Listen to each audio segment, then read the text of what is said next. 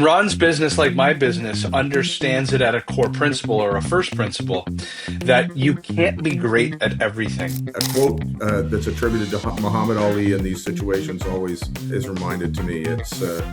He said, "Impossible is not a fact; it's an opinion." Our orders jumped really quickly because of that demand shift, and I think also the Biden administration had launched the Defense Production Act around electrical energy and thrown a lot of money around investments. So our order levels boomed for a period, and we were trying to figure out how we were going to get this all done.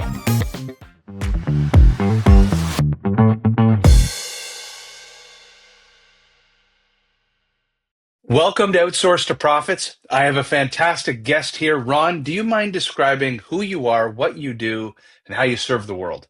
My name's Ron Harper. I have been president and CEO of JFE Soji, a large Japanese business based in Canada for the last 18 years. I've actually just stepped down and semi-retired.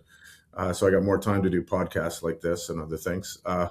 Our business at JFE in Canada supplies motor and transformer equipment with specialized materials and components using what's called electrical steels, and is a really critical part of our future electrical energy needs in the next 20, 25 years as that really expands. And the thing that's really helped our business grow in the past 25, 30 years has been working with OEMs to find ways that we can add value by outsourcing our capacity to them to help them either solve problems, help them grow, or improve their bottom line.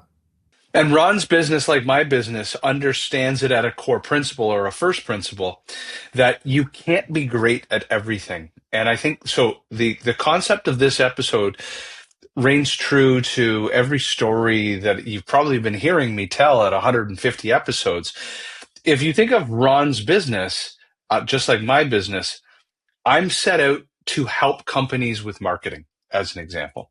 But that doesn't mean I have the best knowledge around talent acquisition and HR, or the best knowledge around profit and loss statements and taxation in other countries.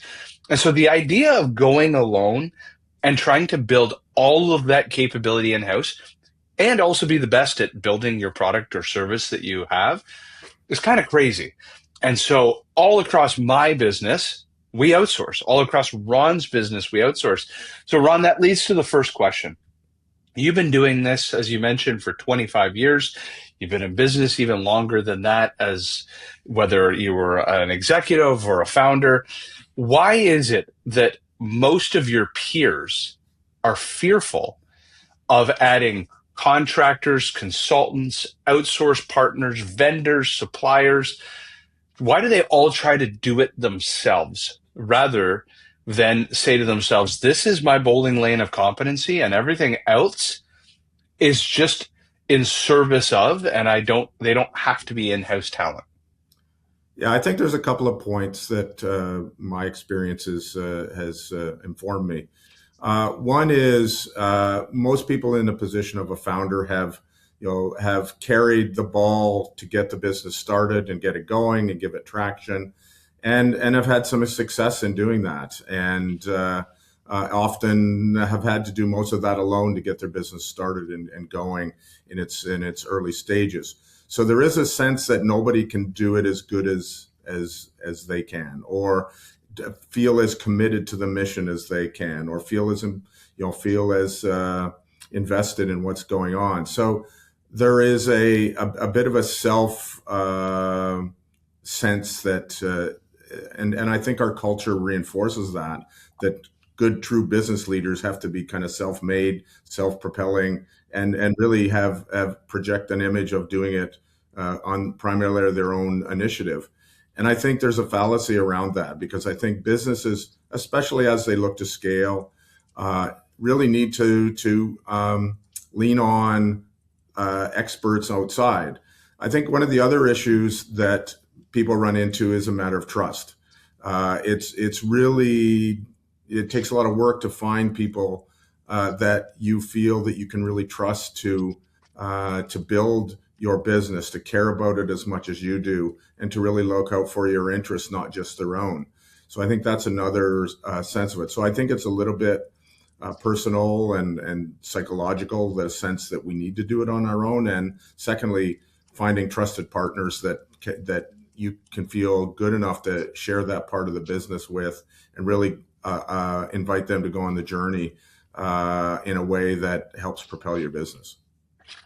Can you recall a couple of moments in your career where you had those mindset shifts and or you had those moments where you were about to blaze down a path and then you almost like it came back to a first principle, or you came back to, hold on a second, there's another way to solve this problem, and you got creative around finding an outsourced partner to do that thing rather than, oh, my first instinct was to go it alone, as we do as founders. Can you tell a couple stories here? Absolutely. The one that comes to mind the most strongly came out just out of the pandemic. So coming out of the pandemic, our business is in, as I mentioned, is in electrical materials for electrical equipment, and I think most people understand that the capacity for and the need for electrical energy in the next 25 years is going to be massive and kind of double what it is today, whether that's automotive or just other uses of electrical energy. So coming out of the pandemic, there was that shift, really big shift in demand. The hybrid electric vehicle market was poised to really go quickly.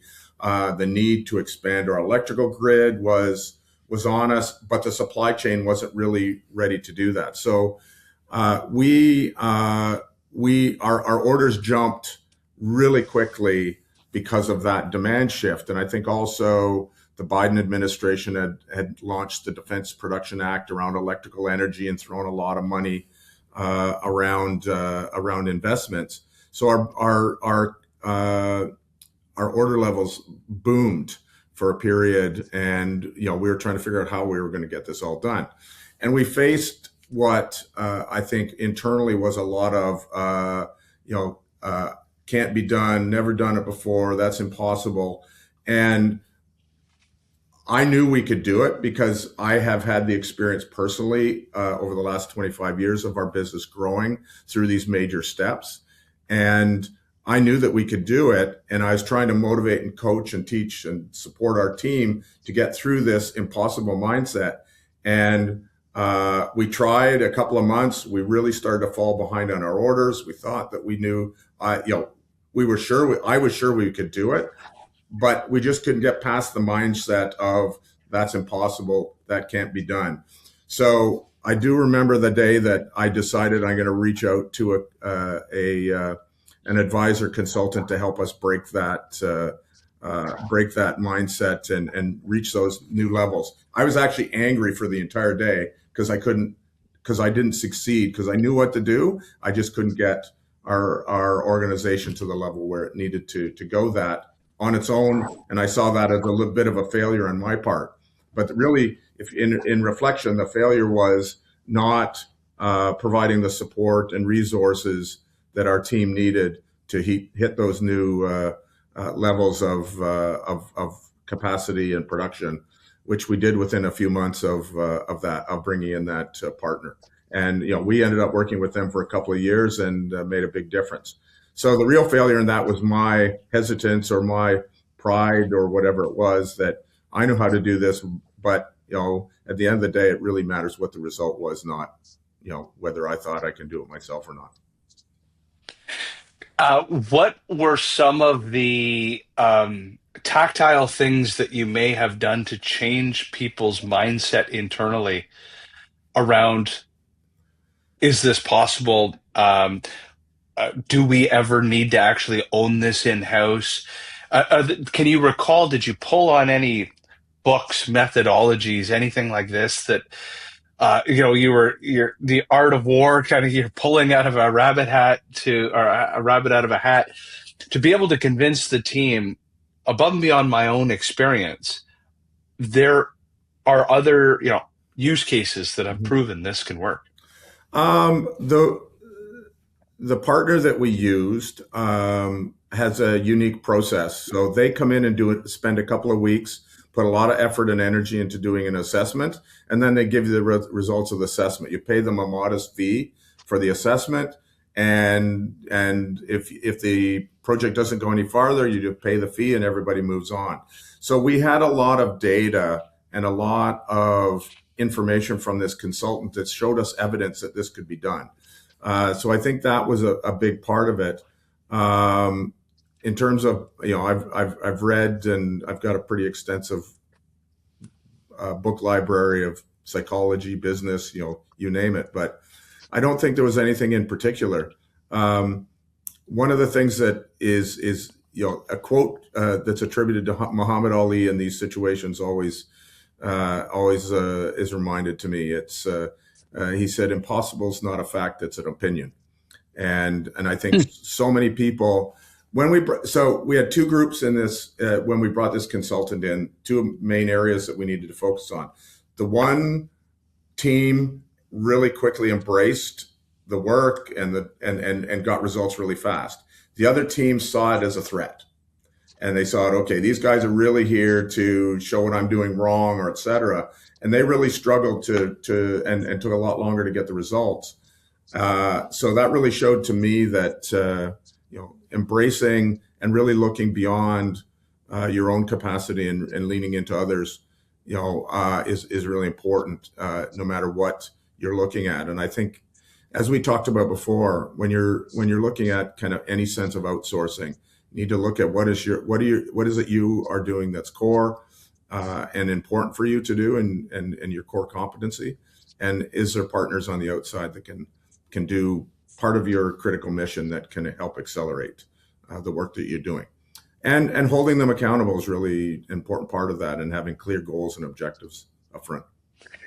Last question. If you had a time machine and you go back to the two cohorts you just mentioned, one was ready to embrace rock and roll, one was hesitant, what would you have done to prepare the hesitant group that you may have done inadvertently to the other group, that you could have everybody running in the same direction at the same speed? I think spending more time talking about what we're doing and why we're doing it. I think as leaders, initiatives like that are really clear to us. It doesn't pose a threat to us. We're trying to create improvement. But if somebody from the outside comes in and you're not really conditioned and prepared effectively to do that, and it depends on the history. I think in one case, in the hesitant case, the leader in that area has been in political companies before, had corporate audits come in that were maybe not friendly, and they were there. I think it's simply, in those situations, is a third party, whether it's a consultant or whatever it is, to help create improvements. Helping people help people understand that what you're trying to do is create improvement. You're not trying to create judgment and tell them what they're doing wrong. So you're trying to help things go right as opposed to fix things that are going wrong. And I think that in those scenarios, we would spend more time making sure that any concerns, fears, objectives of the work were proactively addressed and discussed before we launched it. Fantastic. How do people get a hold of you? I know that you mentioned that you're semi-retired, but how can people get a hold of you if they want to learn more about your experiences, especially in the manufacturing Probably space? the best way at this moment is through email. My email address is ron.harper at fourthline.ca. That's number 4, THLINE.ca. So if anybody wants to Fantastic. reach out, I'm happy to. I've been really blessed to have a lot of good opportunities and experiences, and what I want to do with the latter part of my life with my is to spend lots more time with my family, but where I can, to contribute to other people and businesses where they're interested in opportunities, challenge, change, and how to make some of the things that I've learned help for their business. Fantastic. Great having you on Outsource to Great. Profits. Thanks. Thanks, Jamie. Thank you. Bye bye. Take care.